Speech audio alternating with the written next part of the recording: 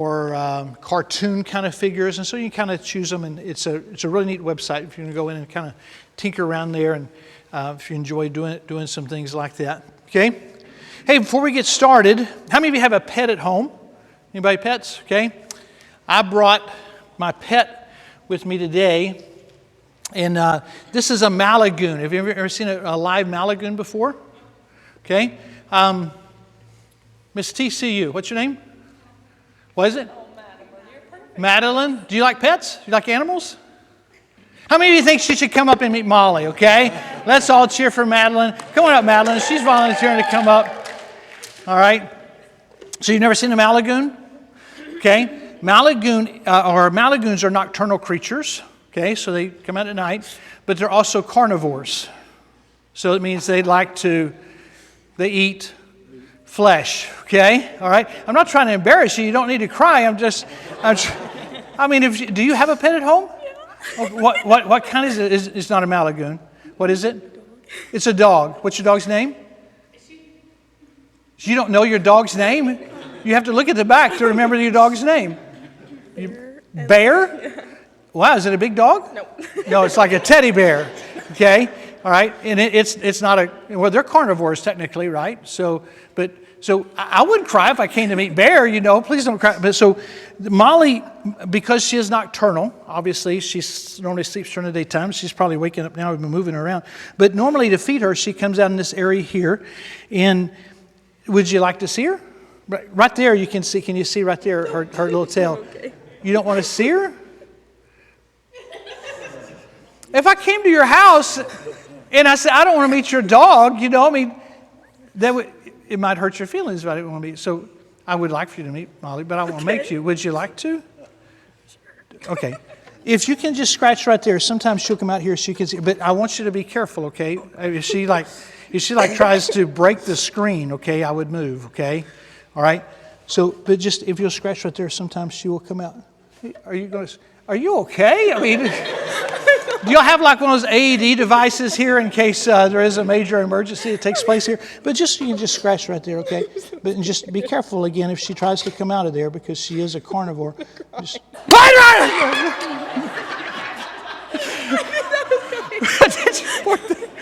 I'm glad I can pat you on the back, okay? And poor thing, she got tortured. She's a traumatic experience from the Malagoon. I think Ryan's kids handled this better than you did, okay?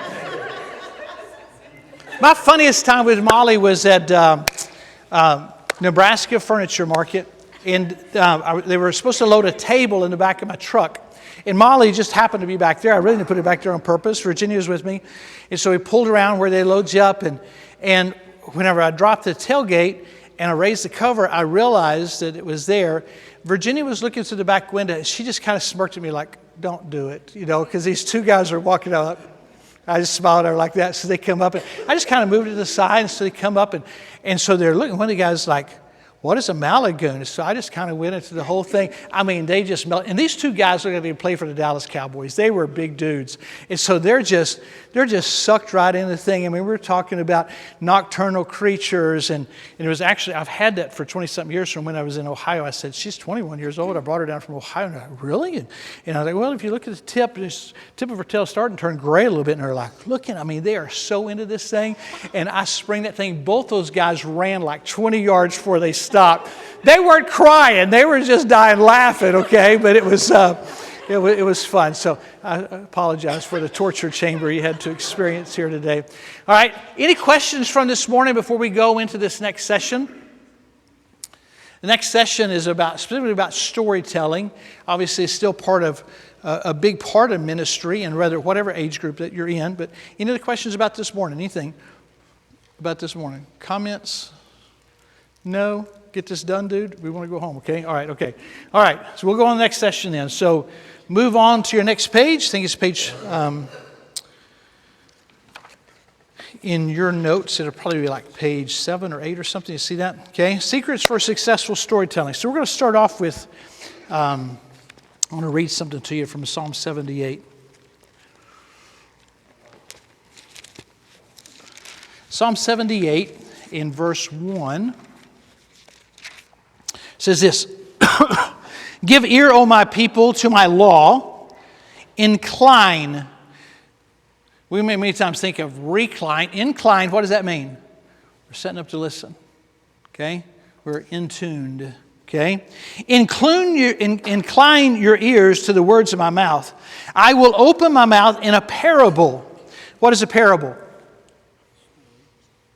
Story. What's the official Rebecca definition of a story? You got it, okay? An earthly story with a heavenly meaning, okay? Who told parables? Who was a master storyteller? Who's supposed to be like Jesus? Okay, so that's what we're going to work on, okay? I will open my mouth in a parable with a story. I will utter dark sayings of old, which we have heard and known, and our fathers have told us. We will not hide them from their children, showing to the generation to come the praises of the Lord and His strengths and His wonderful works that He had done. So we need to incline, we need to be ready to listen, we need to share these stories is what we're learning. We're not going to hide them, even though they may have heard them before, we're going to continue to tell those same stories over again because we want that to be ingrained in them. Praise the Lord for an opportunity to live in America, to be able to salute the red, white, and blue. And obviously with everything with 9/11 this week, just being reminded of the importance of the privilege that we have to live in America and have the freedoms we have. But we may not always have those. I can't imagine not having them. But what if the day came that we couldn't freely walk around with our Bibles? Then what we're trying to teach them, these stories, and I was just reminding our kids on Wednesday night of the importance of, why are we memorizing these verses? Is not just to earn these awards and points and things like this, that we would hide these words in our heart, that what? That we might not sin against God. And that to be able to remember these things and to meditate upon these things. Verse 5, for He established a testimony in Jacob and appointed a law in Israel, which He commanded our fathers, and they should make them known to their children, that the generation to come, that's who you're going to teach, that the generation to come might know them, even the children which should be born, who should arise and declare to them their children, that they might set their hope in God and not forget the works of God, but keep His commandments. We've been reminded several times this week that on 9/11, those of us that were alive and can remember then all those events happening and how important it was, that phrase, we will never forget, until some other things happened and then we forgot and we moved on to the next thing. Okay? And so we're being instructed here, the generation to come might know them, even the children which should be born, these that are not even, that haven't experienced all this, who should arise and declare to their children that they might set their hope in God and not forget the works of God, but keep His commandments, and might not be as their fathers, a stubborn and rebellious generation. Young people, don't be talking about us, okay? Be careful here. And a generation that set not their heart aright, and whose spirit was not steadfast with God. That's a great scripture to remind us about the importance of storytelling and keeping these stories, not only that they might remember all the facts, but help them understand the relevance and that they would understand the meaning behind these and what can we learn from these stories. Think about all the things that happened during the period of time that this book was written. And yet out of all of it that happened, this is what God put in Scripture. So these must be very important. There must be a reason for this, okay? And so we're going to deal with that a little bit more here in just a minute. So I want us to think about that as we go into this section. So secrets for successful storytelling is what we're talking about. A story is more than just a list of facts. Every great story involves a transformation of either a character or a situation. And I don't know where that came from originally, but the first time I heard that, I thought, that is so true. Any kind of story, all these things happening, there are the list of facts, but there's some things that happen. There's some kind of transformation that takes place. It's what brings everybody to this story. This next quote is from a guy named Stephen James. I actually got to meet him at one of the children's conferences I went to. He's written several books about storytelling. Some of it is good stuff. It's like eating a plate of ribs. You eat the meat and spit out the bones kind of thing. But a story is the purposeful account of a vulnerable character who faces a struggle and makes a discovery that changes his life. That's what a story is, okay? Last night I showed you this. For those that are here, a Bible is a real book packed with real stories about a real God with real love for real people from real places and His real plan to solve their real problems. And as you think about it, as you go through this book, that's what we see through all through here. We know that these were real people. We know that they were from real places. We see their real problems, and we see that God had a plan. And depending on the story, some of it was a plan to keep them out of trouble, and they failed. And so we see different kind of plans that God had, but either way, God had a plan for them, and then how they either honored His plan or ignored His plan one way or another. Next thing there, every story in life every day contains what I call the 3 C's of life. Okay? Conflicts, choices, and consequences. I seldom ever teach young people that I don't bring out these 3 C's.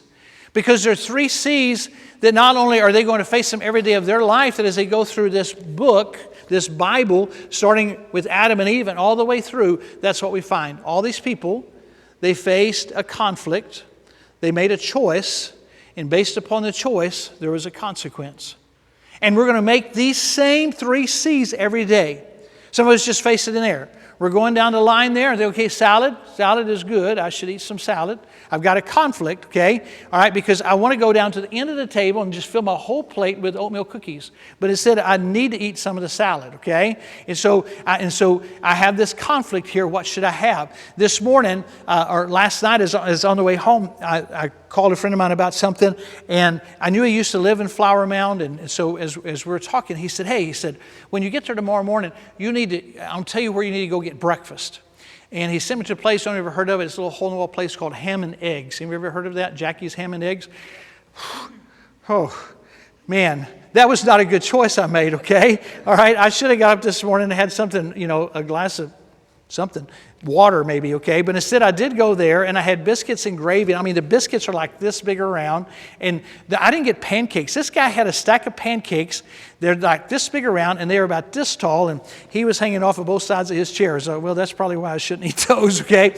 But either way, every day we face conflicts, we face choices, and then sometimes the consequence of our choices is our belts get too small or whatever, okay? But all of these people, they all face these things, and and what's really interesting is when we think about some people that made a good choice and still had a bad consequence. That's a very interesting lesson to teach kids too, because sometimes they're going to make what they thought was a really good choice, and yet they still got in trouble over it, okay? So they knew that they disobeyed.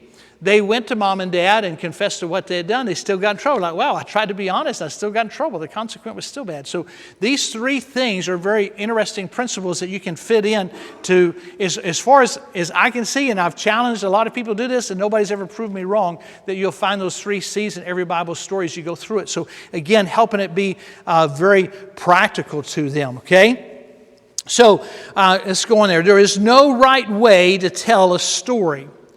And then let's get past the point that we think that storytelling is just for the preschool kids. All these kids love a story. When our grandson, when he was promoted into a department, the first time he heard me teach, that I didn't tell a story with it, it just was more of a sermon. That he went home and told his mom, he said, Pops blew it tonight. And she's like, what are you talking about? I said, he didn't even use the Bible. And she said, he didn't give any Bible verse? Well, he used Bible verse, but there wasn't any stories. He didn't even tell us a story. He usually always has stories to tell, But many times we think of storytelling is just for kids. But I don't know anybody that doesn't enjoy a story. We were talking about David Gibbs earlier. I love telling stories. I don't know how much of it is truth, but they're really good stories, okay? But stories impact us, don't they? Stories impact us to understand, hey, this is a real event happened. And whenever we tell a story, is there always a lot of changes that tend to happen with our voice when we tell a story? I mean, if you were telling a story, what do you play sports? I know you're an IT guy. Do you play any sports? Not that IT guys aren't known for this, but when you were younger, what sport did you like to play? Okay, all right. So let's say you're playing basketball and you had an away game. Mom and Dad didn't get to go, and it was your first time doing a slam dunk, okay? And you came home, you got home late at night. The next morning, you're sitting around eating breakfast, your parents are there, and you're telling Dad about that slam dunk. Would you just say, Dad, I just want you to know last night I got my first slam dunk. I just want you to know that. You think that's the way he would tell that story? There's no way. He would get pretty into this story, wouldn't he, okay? I mean, he would talk about, how he flew over everybody's head, make Michael Jordan look like a wimp, and man, he slammed that thing, shattered the backboard and everything else, and he would get all into this story. Let's remember that all of us enjoy a good story. And some people say, hey, I can't teach because I'm really not a storyteller. That's really probably not true for any of us, okay? We may not know the Bible stories and know how to tell them, but we know how to tell a story. So whether it's about a sports situation or something our kids did or something that somebody did to us, we can get all dramatic about this story. So let's talk a little bit about this, okay? So first of all, we need to realize I am already a storyteller, okay? So don't get freaked out that I don't know the right way to do it. No, we're already a storyteller. We know how to do this. Number two, I already have important stories to share. So again, a big part of many times telling a Bible story is to go into what we just learned in Proverbs 13, from Psalms, going into a parable. So if Jesus used parables, then surely it would be a good thing for us to use parables as we taught, right? As we teach. Because he understood that these parables helped his audience to connect with what he was saying. Maybe just lowered it down a little bit, a lot of deep stuff going on, and then he backs up and tells a story that they can really relate to. And again, that earthly story with the heavenly meaning, like, oh, okay, now I can connect this thought, okay? So that's important for us to understand as we're leading up here, okay? So number three, I already know how to adapt my story to a specific audience. Sometimes people say, well, I can teach this group, but I don't know if I can know how to teach this group or not. No, we know how to adapt that story. Now, I was really hoping your pastor would be in here for what I'm getting ready to show you here, but I want you to pretend that I know that your pastor likes to fish. I enjoy seeing Jesse's posts on Facebook and all of his shenanigans that he does. And every once in a while, there's a picture of Brother Warren on there with him. And so let's say that next Saturday, Pastor Johnson goes out fishing with Jesse, and they have a great fishing trip. But he comes in on Sunday morning, and he's walking around just howdying with everybody, and he walks into the first and second grade Sunday school class, and he's telling them about, hey, I got to go fishing with my son yesterday. And before we went, we stopped and we dug up some worms, and he was talking about these wiggly worms, and trying to gross the girls out about these wiggly worms, and then he said, but the great thing is one of those worms, I put him on a hook, and I caught a bass. Look at the look on his face there. Doesn't he look pretty excited? I mean, he's just kind of a smirk like, look at me, I'm providing for my family, we're going to have supper tonight. And so it's a pretty cool, so that's where he leaves the story. And then he goes around the hallway, and there's a ladies' Sunday school class, and he goes in, he tells them, he starts to tell them, hey, I went fishing with Jesse yesterday. And he probably went into the wiggly worm thing. That's probably not going to be that impressive to the ladies. But he said, ladies, I just want you to know I did catch several bass. This is the best bass that I caught. And I was pretty proud of it. So he shows them the picture of it, and that's pretty good. And then he goes down the hall, and there's a group of men down there. And so, hey guys, we went, Jesse and I went, we stopped and we dug up some worms and put a worm on a hook. I caught this bass and I filleted it, and we had a nice fish fry last night, but I want to tell you what else happened. He said, I went ahead and just filleted the bass right on the boat there. And then I just got to wondering, hey, I wonder what would happen if. And so I took the head off of that bass. I put it on a bigger hook. I threw it back out on the water, and then look what I caught. And so, oh man, the men are all impressed. Man, our pastor caught a shark. AI can do some weird things, right? And So he's all excited about this, and the men are like, oh man, our pastor is the man, And so he said, hey guys, I haven't even told my wife about this part yet because she'd be really scared and worried about her safety. But he's like, well, this is what I got with the bass's tail. What if I cut the shark's tail off and put it on a bigger hook? Man, I cast it out there and I'm waiting and I'm thinking, man, it's too big. There's too much bait. I'm never going to catch anything on this. And so I'm just sitting there. Jesse and I ate lunch on the boat. I started getting sleepy. I was just about to fall asleep. And I was like, whee! Man, my reel just takes off running. Something has got my bait and running with it. And I tried to reel it in. It would take off. I'd reel it in. It would take off. And this went on for about 25 minutes. Finally, we got this up to the boat. We couldn't even get it inside the boat. The two of us couldn't get our fish inside the boat. We just towed it behind the boat all the way back to the marina. And they put it up and they had a crane that they came around and picked it up. Look what I caught off of the tail of that other shark, okay? I mean, look, they would be very impressed with that, wouldn't it? So, has your pastor just told a story? Probably in many ways, right? But he adapted a story for a different audience, didn't he? I mean, if he showed that picture to the 4 and 5-year-olds, it'd probably been, oh no, our pastor could have eaten this by this shark. But he adapted the story. Do you understand what I'm saying? We understand how to do that. We know how to adapt our stories. We've all have had situations in life, whether they be an illness, and there's part of our story of our illness that we would only share with our spouse. There's part of the story that we would share with our kids. There's part of the story that we would share with other people. So we understand how to adapt our story with an audience.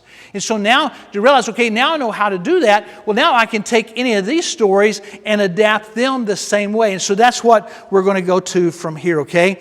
So 4, I already know the ingredients of a good story. So just like the pastor, as he's walking around, he's telling the story, and really he should talk about his fish about like this, but by the time he gets through with the men, I mean, he can't even get his fish in the boat, okay? Now, we don't exaggerate Bible stories. They need to be facts, okay? I'm not telling you to do that. But again, to adapt it, to include that. And you think as he's telling the men about this shark, this particular shark, they just stand there, yeah, I put the tail on there and threw it back overboard, and bobber went under, and I rolled it in, and this is what we had. That's it, guys. No way, his eyes are going to get bigger, and his tone of voice is going to change. Have you ever had a teacher that was just absolute monotone all the time, just kind of talked like this the whole time, never changed their voice at any point? And so like, man, if I'm ever a teacher, I'm never going to be monotone. And ladies, I doubt that any of you deal with this, but sometimes guys, especially preachers, sometimes preachers are monotone in a different way. And they just preach like this the whole time for 30 minutes and just never calm down. Really, that's monotone. Because I've heard preachers like that. And after about 10 minutes, like... But whenever you have those pauses, now I'm not trying to teach you to be like Hollywood, but Hollywood has this master, don't they? I mean, a TV program, there's very few newer programs that I enjoy. If I would determine anything, my kids would tell you it'd probably be like a Gunsmoke or a Bonanza or Andy Griffith or something like that, okay? But, if you're watching Gunsmoke, I mean, it's going to be very careful. They very carefully orchestrate where they're going to keep that commercial. Because they're not going to have something happen. The guy's not going to get shot before the commercial, is he?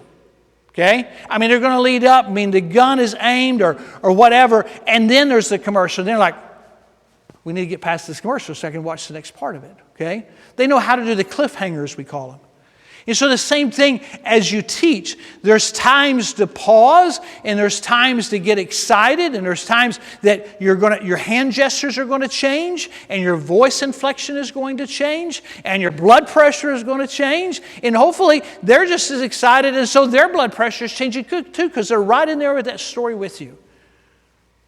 That's part of successful storytelling, is to keep them involved and to keep them engaged in the story that you're going through so they don't get distracted by it. So here we go. Successful storytellers don't memorize, they internalize. Basically, sometimes you may have heard your pastor say this. Many times preachers say, I'm teaching from the overflow this morning. In other words, they've been studying, preparing for this message, and then as they studied, they continued to study, and they realized there is no way I can preach this message under an hour and a half. I've got to go back and start trimming some stuff off of here because they're teaching from the overflow. And as my responsibility is at our church, I'm not preaching every Sunday, but I enjoy the opportunities whenever I do have the opportunity to preach to adults, and it's a different preparation than it is with the kids. And the challenge that gives me to do that and what God gives me getting ready for that. And so always be ready to teach from that overflow, to realize, hey, I can't necessarily say everything that I'm doing, but I'm not just trying to memorize all these little details, but I'm trying to internalize this thing. So as we go through, we go through some things, the who in the story. We've talked about that. Understanding the importance of knowing the details, the names of the people, the names of the places. So if they came from real places, I challenge you to make sure at some point that you use maps occasionally and show kids where these different things happen. So for instance, this is a map that I've used before telling a story about Joshua and Jericho. And I'll have the kids come up with a pointer and say, would you point to me, where about do you think you live? And so they might come up and they kind of know where they live. They come up, okay, well, I think we're about right there. And you have any idea where on the map Jericho is? Now, this is really interesting for kids that have never used maps for Bible stories for, because you never know where they're going to say them. They say, oh, I think Jericho's about right there somewhere, and really have no clue, and to look over there. And then to just do a quick Google Maps question and ask, how far is it from Texas to Jericho? Somebody tell me about how far you think it might be. Somebody, let's have a couple of guesses. The closest one gets a box of Milk Duds, guaranteed to pull every tooth in your head out, okay? All right? So the closest one, somebody give me a couple of guesses. Yes, ma'am? 2,500 from Texas to Jericho, okay? 4,000, 2,500, 4,000, 3,000. Some of you are getting excited about Milk Duds. Some of you probably never had any, okay? Yes? 3,750. Wow, very good. So the smallest distance was 2,500. What was the largest one so far? 4,000? What are you guessing? I'll say it's more like 10,000. 10,000? Okay, how many think it's closer to 10,000? Okay, distance from Texas to Jericho, 7,420 miles, okay? So you guessed over, so if the price is right, you would get the box of Milk Duds, okay? Your wife is pregnant, so I'm going to get you something else, okay? Let's see. What about a Reese peanut butter cup for mom and baby? Hey, look, she opened up big there, okay? There you go, all right? Okay? So we're getting the idea here. So we're to help them to understand these distances. And then you can close in a little bit more and show them maybe a little bit more detailed map where Jericho is. After the Battle of Jericho, they went on to a battle. What was the name of the city that they went to next after Jericho? Does anybody remember? You've already won candy. Let's get some. Yes, April? AI. If you can spell it, you get the piece of candy. Can you spell AI? I want you to spell it, not just pronounce it. AI, good job, okay? All right, okay?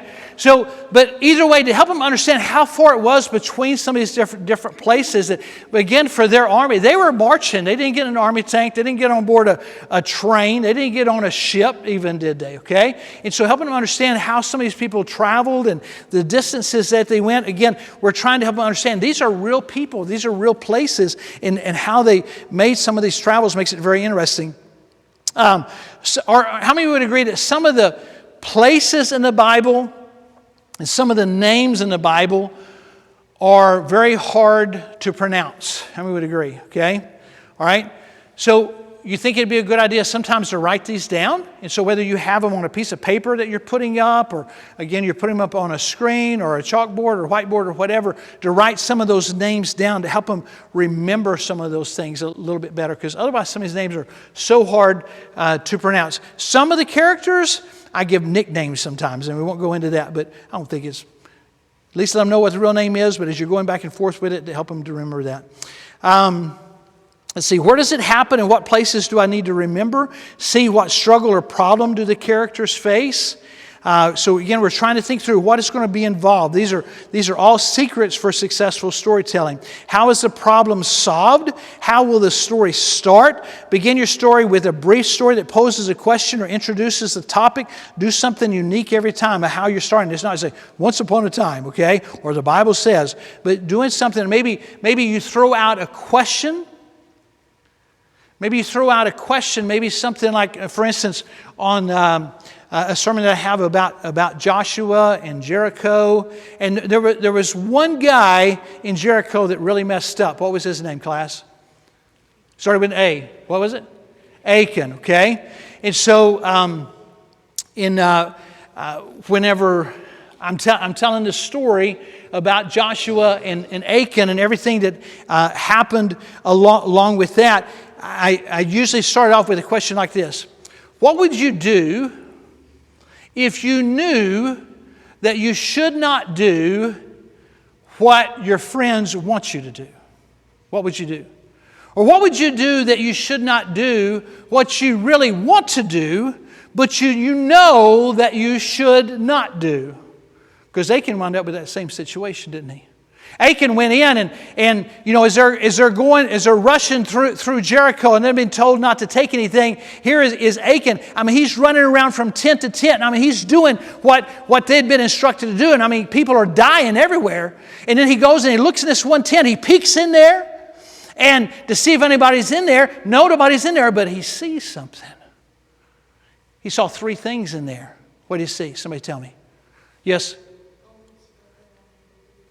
Gold, silver, and a robe. That's exactly right. Come up here and get you a piece of candy, okay? So he saw that gold and that silver and that robe. And so should that have slowed him down at all? What did Joshua told him to do with all that stuff? You're supposed to stay there for that time. And so he went on and he started going back. He went to the next tent. He's ready to get the next guy. But as he's going over there, he kept thinking back to that tent. And again, the Bible doesn't tell us this for sure, but I think it's very likely that he might have gone back and looked back in there in that tent to see how much, to try to think in his mind, I wonder how much this gold is. I think it's very possible that Achan, as he's looking into that gold, began to think, wow, how many cattle could I buy with that gold? How many more sheep could I buy with that?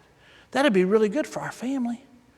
We could get our Lexus if we got that, probably, you know. So, man, he's looking at that. He said, oh, no, I've got to go in. So he goes back into battle again. He goes back and chops off a few more heads. But he kept thinking about that gold and that silver and that robe. You see, he knew that he should not do what he really wanted to do, but he kept thinking about it. And as he kept thinking about it, he gave in to the temptation. When God gave Moses the 10 commandments, does anybody remember what the 10th commandment was? The very last one. Yes, ma'am. Thou shalt not covet. But the 8th commandment is very interesting too in how it ties together. What was the 8th commandment? Thou shalt not steal. You see, God knew that if we continued to covet something, not only would we break the 10th commandment, but we're probably going to wind up what? Breaking the 8th commandment. That's an interesting thing to tell kids. Hey guys, you keep focusing. Your friend brings their new video game to school and man, you keep thinking about that. You better be careful. You keep thinking about it. Before you know it, you'll convince yourself that it's okay to do it.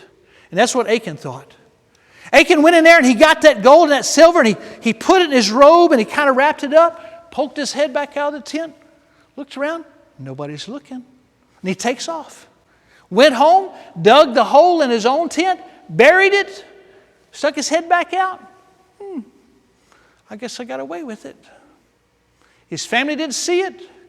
Joshua didn't see it. None of the other soldiers saw it. He thought that he had gotten away with it. But did Achan get away with his sin? No. Because when our parents don't see it, and our teachers don't see it, and our friends don't see it, there's still somebody that always sees it. And who's that? It's God. You're never going to fool Him. You see where I'm talking about with these stories and helping them understand the practical application of these stories? The practical application of just using something like a sword that has him worried this whole time. Is this guy going to take my neck off right now? okay? But we're going to talk about this more later, but the importance of having some kind of object as you're telling the story, it tends to, again, you're trying to keep them focused on what you're talking about. And I want to keep them as engaged as possible. Because though our grandparents and great-grandparents may have gathered around a radio to hear stories, people don't do that anymore, do they? Because we're so ingrained to have that video happening in front of us. We're so ingrained to that screen time. And so they're not going to have so much that screen time. But again, to keep that action is something changing within your story of what's going on. And then wondering, what's he going to pick out of that bag? What's over there in that bag? And what may be coming out of there? And the surprise element is what you want to try to keep with that. Okay? All right. So let's keep moving here. D, how's the problem solved? How will the story start? When will the scene change? When will I change my tone of voice? Man, so much involved, even with tone of voice. We were talking about parables. One of my favorite parables is a parable of the prodigal son. I mean, think about all the tone changes that could take place in telling that story. This young man, so obviously in parables, were the parables real people? No, they weren't real people, were they? Okay, they're fictitious characters, okay? It's an earthly story with a heavenly meaning. And so in the parable of the prodigal son, we don't have names. Well, as I told you last night, sometimes we can be creative. And so I tell kids, guys, we don't have the names. So we're going to give these guys names. So this younger brother, he goes to his dad. He says, Dad, I want my inheritance and I want it now. He was pretty selfish, wasn't he? He was, and so we're going to give this guy a name. We're going to make it sound biblical. We're going to name him, this younger punk, okay? We're going to name him Jerkulius, okay? We're going to name him Jerkulius because he was somewhat of a jerk, okay? And then, so Jerkulius goes to Daddy. Daddy, I want everything now. Papa, I want everything now. So we're going to call him Papasiah. So we have Jerkulius and Papasiah. And so as we go through the story, and your voice, obviously, he's enraged and just this selfish jerk of a kid wanting everything from his daddy right then. And so we can imagine maybe what that conversation might have been. And then he leaves. And then Papasiah is back home. And obviously there's going to be a pause there. And there's going to be a tone change. And the expressions of the hand gestures are not going to be as big. But we're sucking them into the story. We're helping them understand some thoughts of how that leaves Papasiah, that Jerkulius was that mean. My own son is now out wasting my money. My own son has left our home. And he preferred my money over spending time with me. And then to think about, so he goes out and he's feeding the pigs. And just, so now, he's sitting there in the thought process that is going through his mind as the pigs are eating and he's sitting there starving. And then he's thinking about going home. And he's made the decision to go home. And he's going home and he's wondering, how is this going to happen? And I really believe this. I think there's so much truth in this in a family situation. With some of us in the room have more candles on our birthday cake than others, right? And so we've seen how different families have handled struggles within their family through the years. And I've seen how some families have handled situations with their adult children that sometimes didn't turn out well. That, the family tried to take a stand on something, and because of it, then the kids just felt like there's no forgiveness and there's no grace at home, and I can't go back home. I think there's a lot to be learned in this story of Jerkulius knowing that Papasiah has a lot of grace. And I treated Papasiah wrong, but I know that he loves me. Who does Papasiah represent in this whole story? Obviously, he represents God. And so I think that young man, Jerkulius, as he was going home, he wasn't sure exactly what consequences there may be, but I don't think there was a doubt in his mind, really, that Daddy's going to love me when I get home. And then you turn around in the story and think about, I can just imagine Papasiah sitting outside on the front porch and have been waiting for however long for Jerkulius to come home. And then finally he comes home. And then obviously we know the excitement because the Bible does tell us that he got so excited he ran out and he kissed him out of that excitement. But then there's a third character in this story. Who was the third character, guys? The older brother. We call the older brother Jealousiah because he was jealous of Jerculius. And he was upset because, here he had been faithful to do everything, and now Dad's having this big party for Jerculius. And so I think there's and just think of the application of this story. I think we have all three of those characters. I'm preaching at a different. You remember Pastor Childers that would always come to LSC? So I'm preaching at their church at Homecoming in a couple of weeks, and I'm actually preaching using this story. In fact, because I think in every church these three people are there. We have Jerculiuses who have taken advantage of God and have taken advantage of others, and everything is all about them, and they're not willing to give up anything. And as long as they're still getting, they're there. We have Papasiahs, just godly people that are waiting to show grace and that are waiting to welcome anybody that comes in the door. But again, this is a homecoming. And sometimes for a homecoming and special events, people come to church that haven't been in a long time.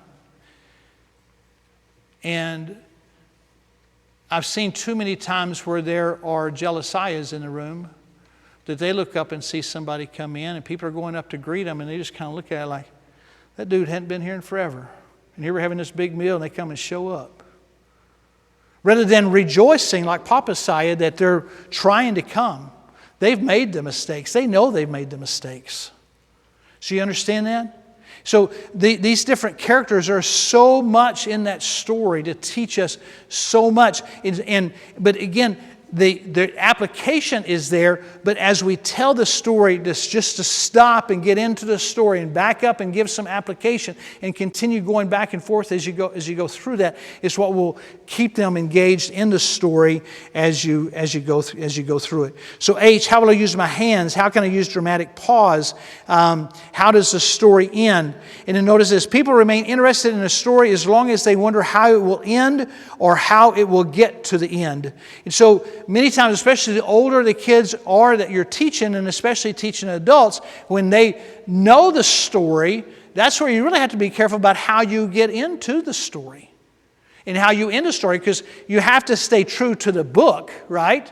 And so, well, how am I going to make it different if they already know the story? But as you're going through it and making application as you're going through that, then that will help keep them engaged, waiting till to the next step of the story. Okay? All right, let's go on here. Next one, 7. So we're talking about just generic secrets for successful storytelling. Here specifically, I'm going to talk about 7 secrets for story preparation. Now we'll get into preparation. So look at number 1 there. Read the story. We're talking about some ideas to help you prepare. These are just some suggestions. Read the story from the Bible several times. So read it directly from the Bible several times. Read it out loud. Read it to yourself. Read it out loud and learning, where to put the emphasis, and whether you're putting it on the adjectives, on the verbs, or whatever it is. Usually your emphasis is not so much on the nouns, but some of these action things that are going on, or descriptions, the adjectives. This will allow you to give more story, more meaning, and more emotion. And then, number 2, read several Bible stories or story books about the story. Sometimes some of the children's Bible story books are very interesting in the way it is presented. And again, you're looking for ideas. This is part of the preparation. Picture the details. The details are what hold the attention. Think about this. When Jesus walked on the water towards Peter, what can you imagine seeing? What did Peter see? What did Peter see as he stepped out of the boat? What are some things that Peter could have seen when he stepped out of the boat? Okay, the waves, could have seen the lightning, some fish, all this action that's going on. But the action was ultimately what caused the problem, wasn't it? Because he started off walking on the water, and then he got so distracted by everything else, squirrel, and he's looking around at all these other things going on, and he didn't keep his eyes on Jesus, and what happened? Okay? So again, thinking about all the different parts that can be of this story as you think through it and talk through it. Number 4, practice the story until you have the sequence straight in your mind. Make sure you understand the sequence of the story and looking for detail that you're going to add that is definite Bible detail. And then every once in a while just, hey guys, I don't know if this could have happened, but I wonder if this happened. I wonder what Peter might have seen. I wonder how big the waves were. We don't know. The Bible doesn't tell us. I wonder how big they were. Our family was out in the Gulf of Mexico one time, and I was in a boat with my dad, or with my grandpa and my mother, and my dad and my sister and my brother were in my dad's boat. Both boats were a little over 20 feet long, about 22-foot boats. We were about 15 miles off the coast of Port O'Connor, and we're out fishing around this huge oil rig. And it had been fairly calm. And the wind started blowing a little bit as before all the weather radios were affordable for an average person just on a boat like that. And so this storm came up out of the middle of nowhere. And I mean, it came up fast. And the waves kept getting bigger and bigger and bigger. And both of the boats with the canopies up out of the water, stuck out of the water 10 to 12 feet high. And it was, I mean, within 30 minutes, we went from going like this to rocking so much, we couldn't even see one another's boats. This would have been in the late 70s when this happened. A whole another century ago, the late 1900s, okay? And so, I mean, the boat is rocking everywhere. My dad seldom ever got seasick. All 6 of us were seasick before this was done. And the only time that I could ever remember seeing my dad scared in my whole life. Or my grandpa scared. I was in the boat with my grandpa. My sister said the same thing about my dad. That she'd never seen my dad that scared. We didn't know if we were going to make it out of this storm. The only way that we knew, we're talking, Dad and Grandpa are talking back and forth on the CB radios, and we knew we were in the same vicinity because this huge oil rig sticking up out of the water. So we knew we were both by the same oil rig, and we were kind of trying to circle around just to stay in the vicinity. I can imagine it being that kind of storm. I can imagine sometimes whenever I hear the story about Jesus saying, "Peace, be still," I think about this story. But at that age of my life, I didn't know about this story about Jesus at all. And so in the midst of this storm, I mean, it was pouring down rain. And everybody is seasick, and it is bad, and then it's just like the switch turned. And the wind stopped, and the rain stopped. And after being in that storm for an hour and a half, within 15 minutes of the rain stopping, the water was smooth as glass. It was absolutely beautiful. And so when I hear that story where Jesus said, "Peace, be still," I think about that day in Grandpa's boat. And as soon as it happened, I know you guys like to fish. The fish, we kept our lines out the whole time. Grandpa was like, "Oh, just keep fishing." He was trying to keep Mom and I distracted. I know what he was doing. But no, the fish were not biting in the midst of the storm. But when the storm stopped and that glass water came, the fish started biting like this. All 3 of us had lines in the water, and we were pulling out fish as fast as we could get them. It was the most beautiful thing. It was like the world's largest SeaWorld show. There were dolphins jumping out of the water, like 6 and 8 of them at a time, rolling and jumping up and spinning. It was like this huge, beautiful show. It was an amazing day. But we're talking about all the different things that go into storytelling and how to look for action and how to use our voices and how to use in keeping the sequence of these things correct. Look over to the next page. There are 3 different ways to tell a story. There's first person. The first person is a storyteller is actually living in the story. If you notice the last of that statement, it says, "I was there." You're telling the story first person as if you were there. This is a very unique way of telling a story. There's a picture of a pig there because of all the years that I traveled with Master Ministries and going to competitions and hearing kids do Bible storytelling. The very best one that I ever heard was a girl telling the story of the prodigal son, and she was dressed up like a pig. She was the cutest little pig you've ever seen. But she told the whole story from the perspective of this pig in the mud and what she observed of this guy coming up and sitting on the fence and going through this. It was an amazing thing. Our daughter, who's now 33 years old and a teacher, observed, she saw that. She went home, and from that, and she began, do you remember Mrs. James? The Jameses were missionaries to Cuba. Mrs. James was her teacher. And so she went to Mrs. James and asked Mrs. James, she said, I want to do a missionary biography about your family. And so Mrs. James had her come to her house. So one Saturday morning, I took her to the James' house. And Mrs. James said, come back around 4 or 5 this afternoon. She spent the whole day with them. They went through pictures all day long. And then whenever I went back by to pick Hannah up, she got in the van, she closed the door, and she said, hi, my name is Amanda James. I'm a missionary to Cuba. And she went through the whole thing in first person. And it was so effective. She had all these pictures. She was ready for it was like she was a full-blown missionary, and she was ready to go after spending that time telling a story in first person. That's something very unusual to do. That again, it doesn't take a lot of, kids don't expect a lot of fancy clothes to do it, a lot of fancy makeup. Just get into character and allow that to happen. Second person is very difficult to do. It's more of a you were there kind of story. Third person is what most of us usually teach in. Number 5, use a variety of visuals. We talked about that already. 6, as you study, look for emotional or repetitive words, feelings, and expressions in the story.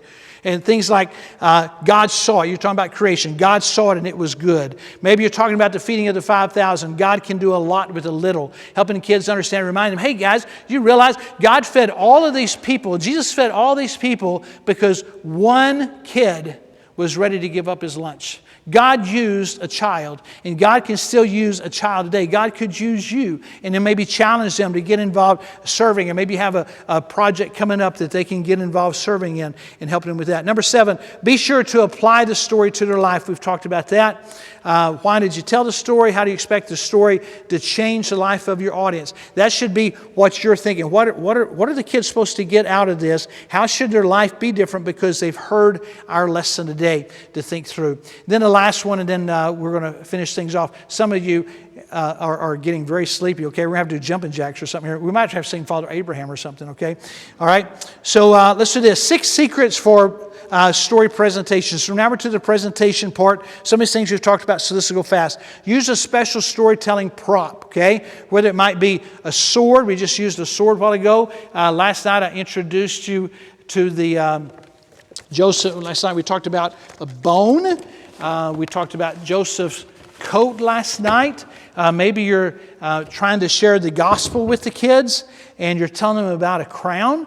And in a lot of places you can get a crown similar to this, but let them actually have a child come up and just set this gently on their head. I will tell you, this is very uncomfortable just to set it on the head, much less being shoved down on the head like happened with Jesus. Let them understand that. Maybe give them some ideas of what maybe those spikes might look like when they think about the nails in his hands. This wasn't just something that Daddy uses when he's getting ready to hang a picture on the wall at the house. Let them understand that. So these are, again, all visuals that help with that. Let's talk just a little bit about this. Maybe have you ever seen an EvangeCube like this? Okay, a great way to share the gospel, so we won't go into that. So anyway, obviously we're just talking about some different visuals, how to help with that. 2, if teaching children, don't make them stare up at you, okay? Be very careful. Like if you're in a room like this and you have chairs like this, try not to get right in their face where they're just like this the whole time. None of us like to do that. So back up and give a little bit of space so they're not uncomfortable doing it. Pre-plan the questions you will ask during the story. You might want a different type of question after the story. Remember, the smaller the group, the smaller the actions. If you've got 5 kids in your class and you go in like this telling these stories, you're going to scare them to death, okay? You look like the Texas tornado coming through, so don't do that. Number 5, your presentation is the key to them listening and believing. Listen to this. Your attitude says this is true. This is a fantastic story. Enthusiasm is contagious. But remember this. Somebody told me this one time. There are no boring Bible stories, but there are some boring Bible storytellers. Those friends of mine that hated church, my cousins who hated church, I've always wondered, I wonder what their teachers were like. I wonder what they invested in their stories. Because for some reason, they hated going to church. I don't want to be that person. Trust that you don't want to be that. So keep the stories true to the Bible and show respect to God's Word. Any other questions about that? Okay, let's all stand up just a minute, okay? I think we can all use it just to stretch. And let's do this. I want everybody to walk around your section and come back to your section, okay? Just a little exercise here. Come right back to it. And then we'll go on with games. Stretch a little bit. Aha. I was afraid we're going to start hearing snoring here any minute now. There you go. You're marching around Jericho a little bit. That's a good old choice. Just stay 1, 2, 3, 4, 5, 6. We have a blind man in our church. And when they first started coming, you can have a seat once you get back. When they first started coming, he had a seeing eye dog. The dog has now gotten older and is in doggy heaven, wherever that is. There is no such thing as a cat heaven, but I think there might be a doggy heaven. But there can't be a cat heaven. It's not possible. But I'm just kidding, okay? I'm not trying to mess up you guys' theology over here, okay? But when they first started coming, he had this seeing eye dog. He would typically sit about 3 rows from the front. And the dog was just the sweetest dog as a black lab. But he would always go to sleep, or she, her name was Lily, or Libby. Libby would go to sleep. Libby snored. She was 2 rows behind me. I typically sit about right here, and she would sit 2 rows behind me. The pastor always came, Kerby's snoring up here again. It was bad. And then when she got to where she couldn't come anymore because of her arthritis, there were some people in that section who was like, oh man, this isn't good. We can't blame her snoring on Libby anymore, But anyway, I don't know why I thought about that, but everybody wandering around. Well, snoring, that's what got me on that story. Okay, let's go to the last page. This is just a fun time. We're going to give away a lot of candy here. We're going to ask some questions about some things that we talked about. But first of all, I want to teach you, why would we ever use review games? What is the purpose of it? And there are a lot of things sometimes about children's ministry that some people just think that, children's ministry is just about keeping the kids busy while the parents do such and such. And please don't ever look at it as that way. Look at it, whatever it is as an opportunity to do something with them. So let's talk about, first of all, why do we teach with Bible games? What would be something we would try to do out of that? So I'm giving you 7 reasons here. They can be used to stress important points. They are an outstanding way to review. They encourage students to participate. They encourage students to take notes. Yeah, encourage them to take notes. And they can use their notes when we get to the games. Every once in a while, ask a really hard question, something that you only said one time, to reward that kid who took notes. Because if they're taking notes, they're going to get that answer right. And then they're going to encourage other kids to take notes. They motivate students to listen. They can help you evaluate your teaching. They can make your class sparkle with fun and excitement. So we're going to do some things with some of these games in just a little bit. It's really some crowd control tools. And this is very important that you do this. Whenever I first, I told you about a book earlier about Ed Dunlop about children's ministry, and he's the one that taught me how to use Bible review games. And typically, he would always have a ball with him. And somebody left a tennis ball in here earlier, so I used it to start with. And so there would be times in the midst of a game that he would use the ball as what he would call a cheer ball. He would throw the ball up in the air. Have you ever used a cheer ball? It's up in the air and everybody cheers, okay? We may need to do this. In fact, we're going to do this, okay? So what we're going to do, when the ball goes up, you're going to stand up. And when I catch the ball, you can sit down. And the whole time it's up, you're going to scream, and then you sit back down. So you got it? So, whoop! Like that is the way it's going to work. Everybody got it? Okay? So this is the way to get everybody going, okay? All right, so we're going to do this to everybody, all right? Are you ready?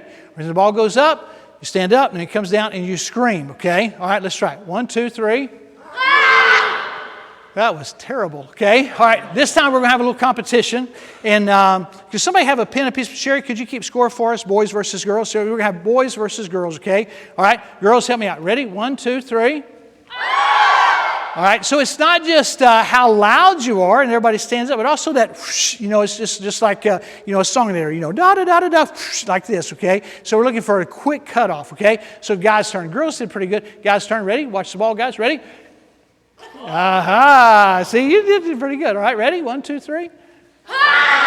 Oh, girls, they're going to beat you. I'm going to give you one chance to beat them, okay? Girls, for 200 points. 200 points, okay? Let's see who's get it. Guys or girls? Right now, the guys have it. Girls, you could possibly beat them. Ready? 1, 2, 3.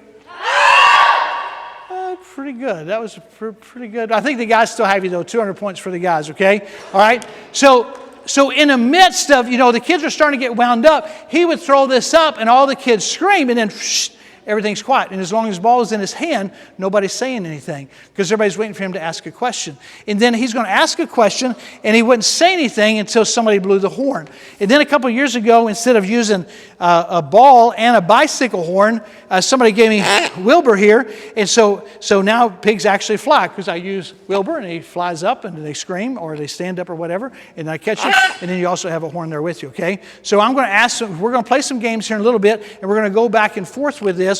With some games. I'll ask a question and you're going to have a chance to answer them as we go forward. Let's finish some of the pointers here first, okay? So use a horn, talked about that. Throw a cheer ball, we talked about that. C, some helpful pointers. Either write your questions before class or the game person can write the questions during the teaching time. But do not stand up and ask questions from your memory. This allows you to think through what you want to ask and what points you want to emphasize. So if you look here at my notes, I have several pages dog-eared. I have some things circled in my notes of where I'm going to go for the questions, so I'm not trying to think as I'm standing here, what questions am I going to ask, okay? Do not accept incorrect answers, but if their answer is close, help them out, okay? Again, remember that we praise and we rebuke. Okay, so somebody gives the wrong answer. Well, that was stupid. Okay, have you been listening to me? Don't do that. All right, but if somebody, especially if you've asked the question and they're pretty close, maybe they're trying to pronounce a word.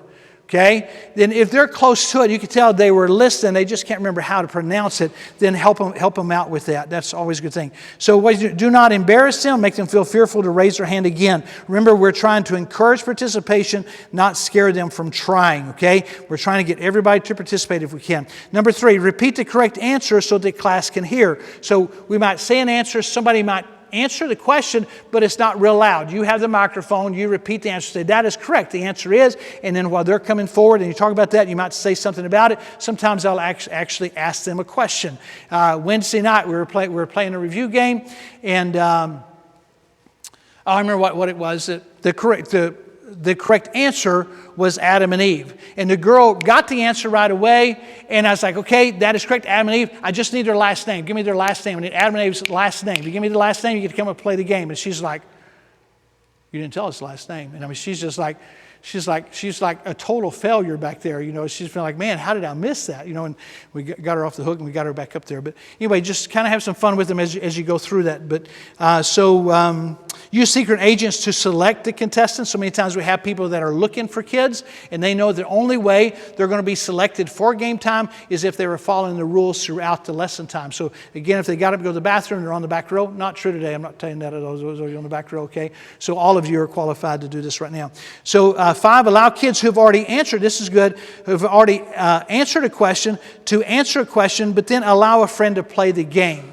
So for instance, we're in here, and Brian has already answered a question, and so I'm still going to ask him another. He can still answer another question, but he knows he can only come up and play the game once. He can let somebody else. And there's this girl sitting next to him named Sherry that she hasn't paid attention. She didn't know the answer, but he just feels sorry for her, so he lets her come up and play the game. So it allows her to be involved. Does that make sense? Okay. So we're trying to get as many up here as possible. Set time limits. Keep them coming back for more. Okay. So let's talk about some different kind of games. First of all, there are different games, I call them carnival games, things that if you've ever had any kind of kids' carnival, you might have some games that you can bring them up and let them do some things, whether it's knocking some cans down with a softball. Sometimes that can get a little bit dangerous, but one thing that's really easy to do, I keep a stack of solo cups in a lot of different places, okay? The little red party cups or whatever, and you can stack them and do all kinds of things with them. But a stack of Colo cups and a Nerf gun, that's pretty easy to set up. And they get 100 points, they get 3 shots, they get 100 points per cup that falls on the floor, and so they get to come up there. They enjoy doing that. One thing here's something that's interesting, and that is give them a rubber band, they have to shoot it with their finger. Learn how many kids today do not know how to shoot a rubber band off their finger. That's not a talent that a lot of the kids have. So again, turns into a teaching opportunity. Teach them how to shoot a rubber band.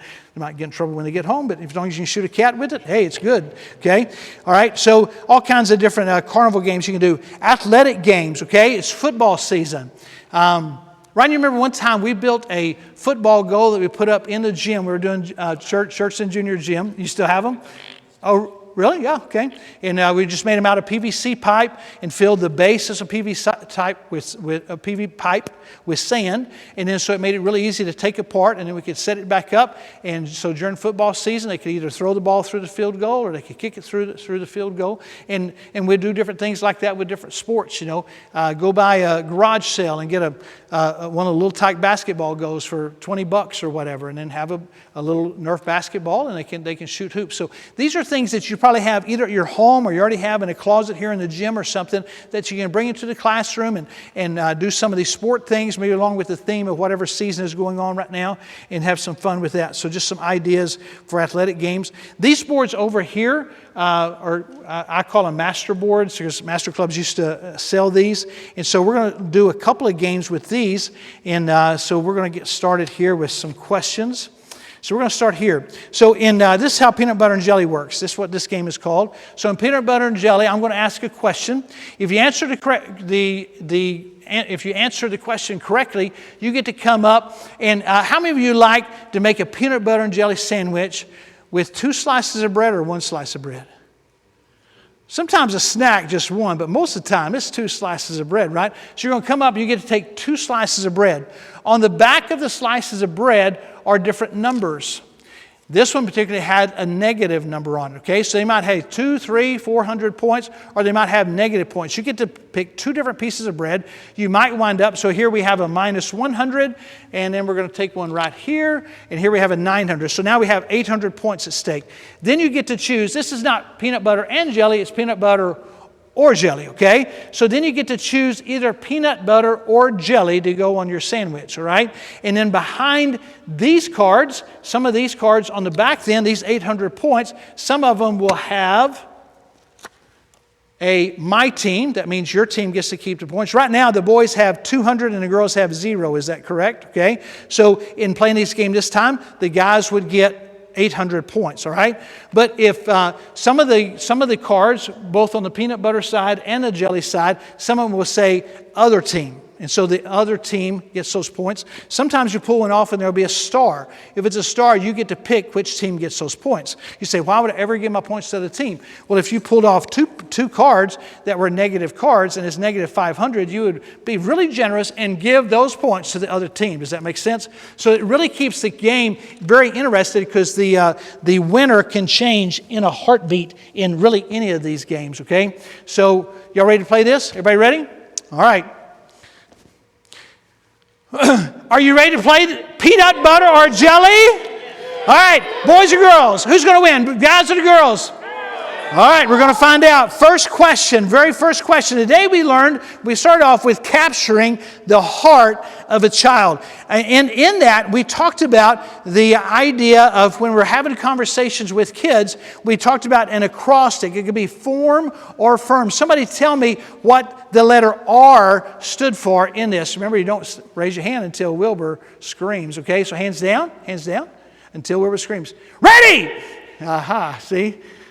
You caught it though, okay? This is starting to go up and she caught it, all right? Ready? All right, I'll let you do it.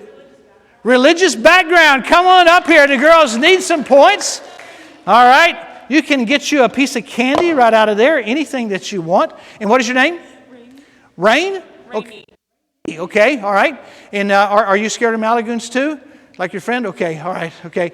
Poor girl, she's never going to like me. I'm never going to have a chance of talking to her again. All right, so you get to pick 2 slices of bread for your sandwich. And just point at them and I'll take them off, okay? And I'm not fussing her, but you don't want the kids to do it because they'll get all the corners bent up on it, okay? So we're going to take this one. This one is worth 900 points, okay? You can point at one more. I'll go get the hand over here. This makes it more fun, okay? All right. Okay, pick one more. Right over here, so I have 900 points, and behind this one is 200. So now we have 1,100 points. You can choose now either peanut butter or jelly. Take your choice. When you have a peanut butter and jelly sandwich, what kind of jelly would you want on it? Grape jelly, okay? All right. So for 1,100 points go to my team. The girls get the 1,100 points. Good job, Rainey. Did you get your piece of candy? Yes. All right, good job, okay? All right, the girls are back in the lead, 1,100 to 200. Question number 2. Guys, are you ready? Question number 2. Let's see what we can do here. Question number 2. We learned this acrostic, H-E-A-R-T. The A of heart stood for having the right. Guys, question right back here, red t-shirt. Attitude, come on down. All right, come on down. We're going to have some fun here. Get you a piece of candy out of the green trash can. That's what everybody does. Teach the kids getting candy out of the trash can. That's probably not great, but all right. What did you get? Aha, okay. All right. Is that for you or your wife? That baby needs one too. That baby needs another piece of candy. You better get another one, okay? All right, okay? All right. Do you like one slice of bread or two slices with your sandwich? Two. All right, there you go. All right. Pick it out. All right, right over here is your first slice.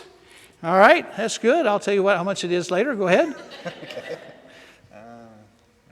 Or this one right here. And behind this one is, this is interesting, okay? So this is what I'm going to do. I will tell you that there are a lot of points represented here, okay? And I'm going to let you keep these two, or you can pick three more. There's a lot of points here. But I'm going to let you either keep these two or take three more. You don't get all of them, these two or the other three. Why am I doing this right now? I'm giving you an idea how to keep the game and just continue to put different spins on it as you go through the game time, okay? This one or three more? I'll take three more. Okay, all right. Go ahead. All right, so this one. Okay. Let's go with that one. And this one, he's having a triple decker right now. All right. I'm hungry. Yeah, you better be. And this one. Okay. Your first two slices, your first piece of bread was worth 500 points.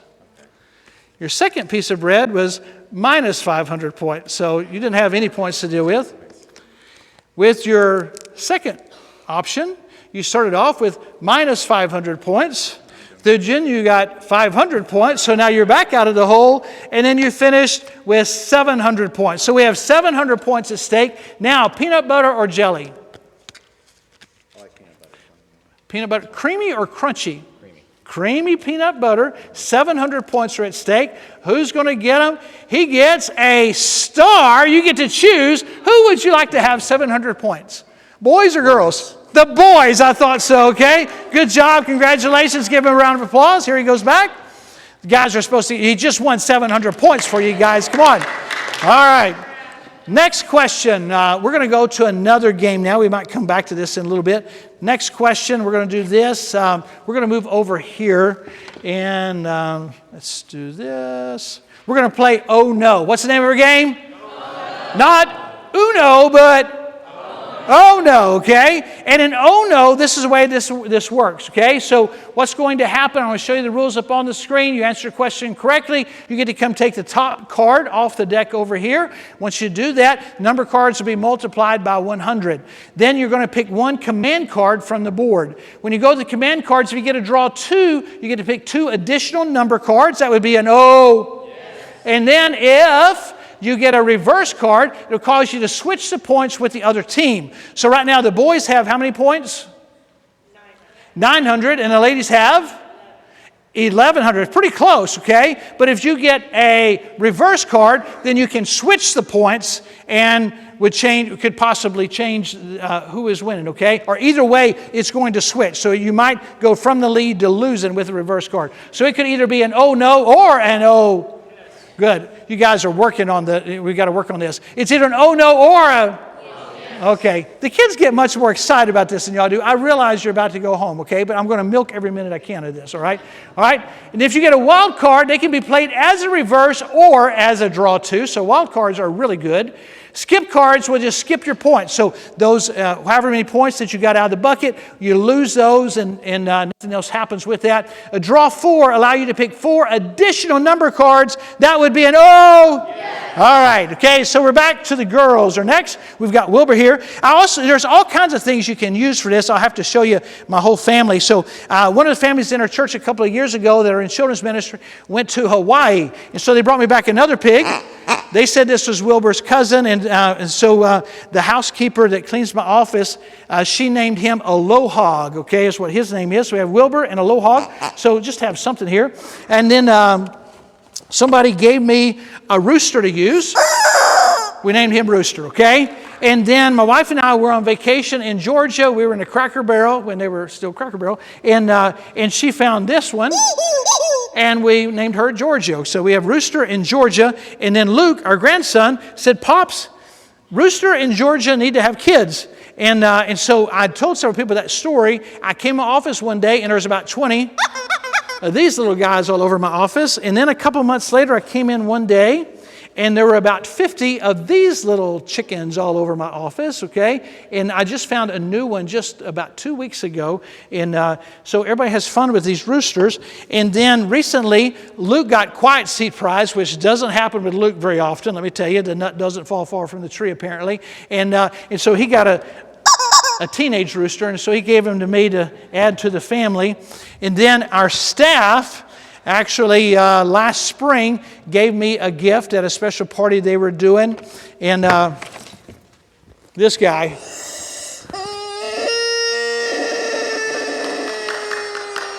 He's kind of sick. He's supposed to be fried chicken. He's kind of sickly. So we named him Colonel Well, you hush, okay? Call him Preacher Man, right? No, I shouldn't say that, okay? But so we named him Colonel Sanders. But so anyway, but I'm just showing you different things that you can do to add some other excitement to your game time, okay? We'll go to a low hog here for a little bit, all right? Okay, here's a question. Let's see, our first round of playing Oh No for today. So we talked about in the HEART, we had the word, we had the last letter, obvious, T. T stood for one of three different things. We're a girl's question. Ready? Ready! No hands went up. You guys, you ladies are listed, okay? He's not real loud. Yes? Trust is very good. Come on up here. Our first contestant tonight. And remind me your name? Patty, okay? Patty, you can get a piece of candy on your way down, okay? But let's go over here. First of all, you get to get a card out of here. We're going to multiply it by 100. And she starts off with a 2. So 200 points are at stake to start with. Now take a command card. So just pick at it and I'll pull it off. Okay, behind this one is a draw 4. That's pretty good. So you have 200. We're going to add 4 more cards to that. So 200 plus 200 is 400. 400 plus 800 is 1,200. And that's 2. This is 3. 1,200 plus 8 is 2,000. And you get one more card. 2,000. 2,300 for the ladies. Let's give the ladies a big round of applause. Great job. You can go over and get your piece of candy now. All right, next question. Guys, you're going to have to get this. We're going to have to step up to the plate a little bit. And we're going over to a different section, back on the secrets to successful storytelling. Fill in the blank, please, guys. Successful storytellers don't memorize. They...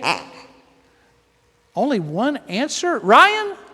Internalize. Guys, let's give Ryan a big round of applause. He's coming up, try to get you back in the lead. So there's your pointer, but start off with a card, one card. 900 points is where he's starting, okay? All right, Ryan, pick a command card. He's going right over here, a reverse. Now, this is what happens. I mean, you get some chance going. I mean, when the kids really learn this, I mean, all the girls will be saying, reverse, get your fingers out of there, all right? So, I mean, so girls, I mean, get going in it. I mean, reverse, reverse, reverse, reverse. You know, they're all getting excited, but not this crowd, apparently, okay? But behind it, did you see what was back there? After I picked it. After you picked it, okay? Do you want to keep it or switch? You see, should he be able to keep it? No. The guys are saying yes, so must be something good happening. And behind this one is +2. So 900, you get to pick 2 more cards. 200, 1,100, plus 7, 1,800 points. Okay, good job. Guys, let's give Ryan a big round of applause. He got some points for you.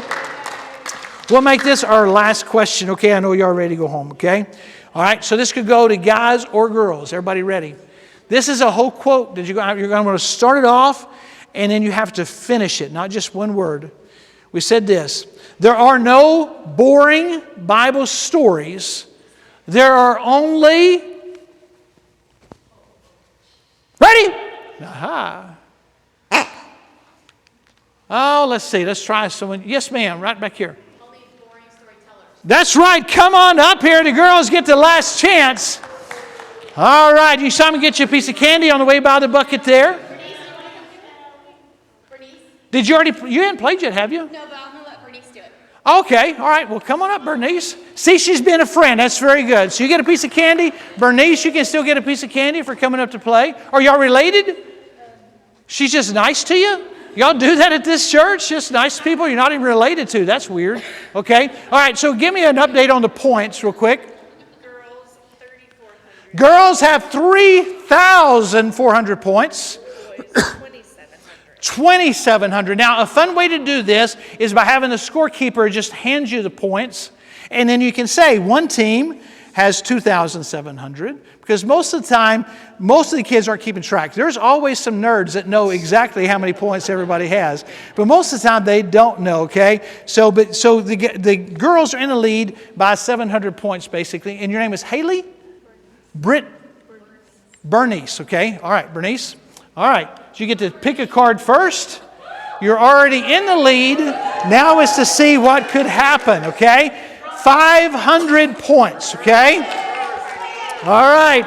The boys are really wanting you to get a reverse or a wild card would be good. There's no pressure at all, but you're really going to make the difference the whole day. I mean, we've been here for 4 hours, and it's all on you. No pressure at all, though, okay?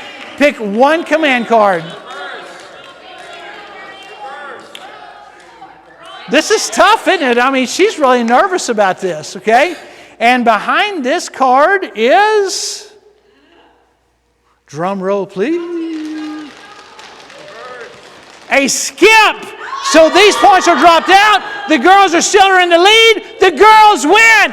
Girls, let's do a hip, hip, hooray. Ready? Hip, hip. Hip, hip. Hip, hip. Congratulations, girls. You have won, okay? I'm going to read something to you before we go. You can have a seat. Thank you so much. I'm going to read something to you and we're going to go.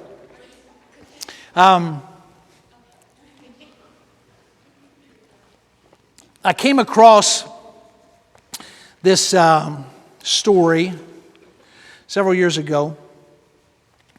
And as you see, I have it pasted in. This is the second time I've pasted it inside my Bible. The other one just got worn out. And excuse the length of it. It's a full page that I'm reading to you. But I think it'll be encouraging to you. And we'll pray and we'll go home. It's called The Calling. It says, I am a children's ministry worker. I minister to the largest mission field in the world. I minister to children. You think about all these missionaries you have on your wall around here. I'm not downgrading missionaries at all. Please understand that. But they're many times ministering to a certain people group or maybe in a particular country. You're ministering to children from all around the world. And especially for us at our church specifically, we have so many different cultures represented there every single week. Listen to this. My calling is sure, my challenge is big. My vision is clear, my desire is strong. My influence is eternal. My impact is critical. My values are solid. My faith is tough. My mission is urgent. My purpose is unmistakable. My direction is forward. My heart is genuine. My strength is supernatural. My reward is promised. And my God is real. In a world of cynicism, I offer hope. In a world of confusion, I offer truth.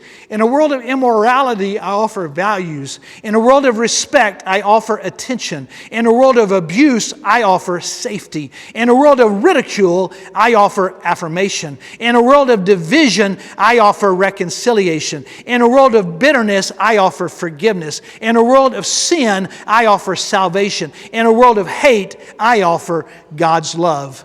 I refuse to be dismayed, disengaged, disgruntled, discouraged, or distracted. Neither will I look back, stand back, fall back, go back, or sit back. I do not need applause, flattery, adulation, prestige, stature, or veneration. I do not have time for business as usual, mediocre standards, small thinking, outdated methods, normal expectations, average results, ordinary ideas, petty disputes, or low vision. I will not give up, give in, bail out, lie down, down, turn over, quit, or surrender. I will pray when things look bad. I will pray when things look good. I will move forward when others stand still. I will trust God when obstacles arise. I will work when the task is overwhelming. I will get up when I fall down.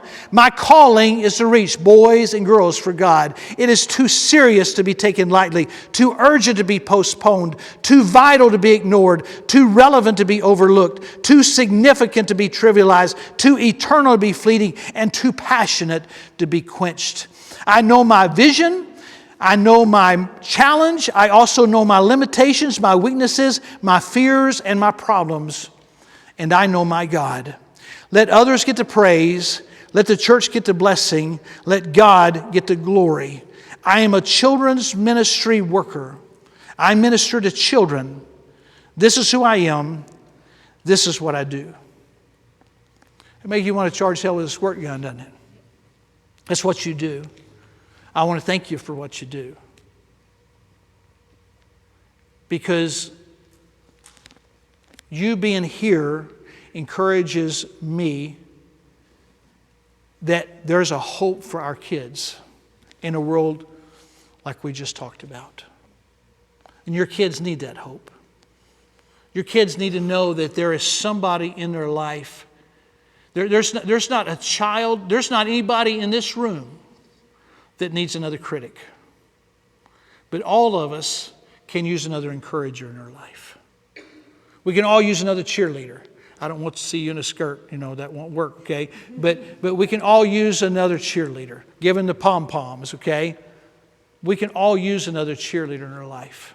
And every kid in your class can use another cheerleader in their life. Some of them don't have any, including at home, including his teacher, including his siblings or her siblings. And you have that opportunity. We have that opportunity. We're a team. I want to pray with you and we'll go. Heavenly Father, Lord, I thank you so much for this opportunity to be here. Lord, I thank you for just the passion and burden that Pastor Johnson has to invite all these here today and to invest in them so that we can be better prepared to teach our children. And not just to teach them facts, but to minister to them and help them to understand how your word can apply to their life. Lord, I pray that these kids that come in through the doors of this church would never say about this church what my friends and cousins said about their church. But instead that they would want to be here, that they would look forward to coming and looking forward to learning how your word can apply to their life and help them as we talked about last night in their sanctification process and growing to be more and more like you. And help them to understand it's not just that Christianity is not just a matter about doing, but it's about what you've already done for us and having a desire to be more like you, that we would make decisions that would be more pleasing to you. So I pray you would bless each of these in their ministries, and I pray for their children, and that you would help each of them to be the effective minister and shepherd in their class that you desire each of us to be. And we'll thank you for that. In Jesus' name we pray. Amen. Thank you so much.